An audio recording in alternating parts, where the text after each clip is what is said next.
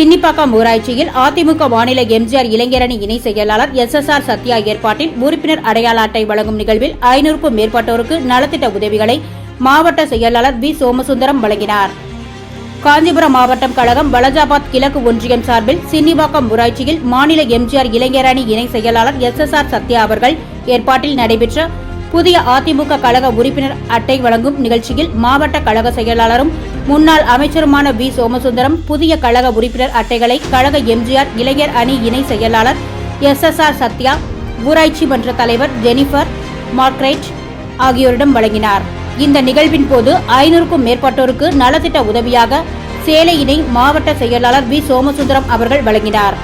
இந்நிகழ்வில் கழக அமைப்பு செயலாளர் வலஜாபாத் ப. கணேசன், அனைத்துலக எம்ஜிஆர் மன்ற இணை செயலாளர் காஞ்சி பன்னீர்செல்வம், வலஜாபாத் கிழக்கு ஒன்றிய செயலாளர் அக்ரி நாகராஜன், மாவட்ட பொருளாளர் வள்ளி நாயகம் உள்ளிட்டோர் உடனிருந்தனர். சான்றோர் குரல் செய்திகளுக்காக செய்தியாளர் ஆகாஷ் பச்சையப்பன், உடன் செய்தி வாசிப்பாளர் முத்துலட்சுமி.